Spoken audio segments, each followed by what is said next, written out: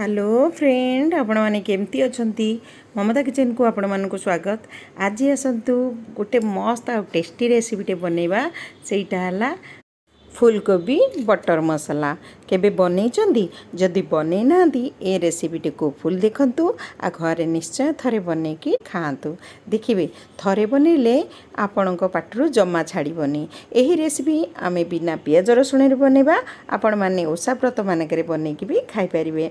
देखंतु मु फूलकोबी को छोट छोट साइज रो काटी नैची ताको धोई देइची।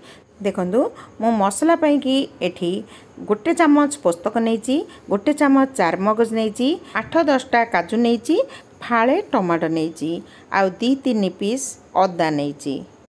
एई जिंस को नेकी आमे ग्राइंडर जार रे भल्ल करी पानी देकी फाइन पेस्ट बनै नवा। जदि मो रेसिपी आपण मानको पसंद लागे ताहले please please like and subscribe करने को जमे भूलिबेनी। देखंतु मु सबु मसला को ग्राइंडर जार रे दे देली। तापर सेत्रे अध कप पानी दबा, 2टा कंचा लंका दबा। कंचा लंका देले तरकारी रो फ्लेवरटा बहुत बढ़िया आसीबो, जम्मा स्किप करिवेनी। देखंतु हमर फाइन पेस्ट बनी गला। एबे चलंतु रेसिपीटी को आरंभ करिवा। देखंतु कढ़ाई रे मु 4 चामच तेल देइची। तेल गरम होला परे आमे सेत्रे कोबी दे देबा। कोबी की ब्राउन कलर होबा जे फ्राई करि नबा। मीडियम टू लो फ्लेम रे आमे कोबी को ब्राउन कलर होबा जे भाजी नबा।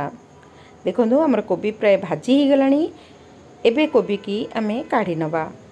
सेई कढ़ाई रे 2 चामच रिफाइन तेल दबा, 1 चामच बटर दबा। एटा अमूल बटर, आपणक पाखे जो बटर थिबो आपण माने यूज करि परिबे। तेल गरम हो गले अध चामच जीरा पकेकी आमे जीरा को भल भाव फुटे दबा। जीरा फुटण फुटी गला परे आमे जो मसला बाटिकी रखिथिले से मसला को पकेइबा। ग्राइंडर जार को धोईकी सेथरे पानी दे दबा। तापर सेथरे किछि मसला आमे ऐड करिबा, जेमति कि अध चामच हळदी गुंड, छोट 2 चामच लंका गुंड, अध चामच धनिया पाउडर, अध चामच जीरा पाउडर, आउ 1 चामच आमे एठी किचन किंग मसला ऐड करिबा। बहुत टेस्ट लागिबो। ए मसला को निश्चय ऐड करिवे।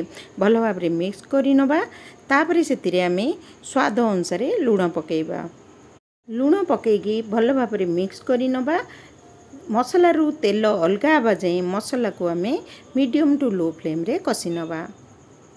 अच्छा कहले आपण माने मो रेसिपी को को जगह देखुछंती, को जगह देखुछंती मते कमेंट बॉक्स रे निश्चय जणेबे। देखंतु हमर मसला रु तेल अलगा हे गलानी। आमे जो कोबी की फ्राई करिथिले ताकू पकेइबा। कोबी को मसला सहित भल भाव रे मिक्स करि नबा।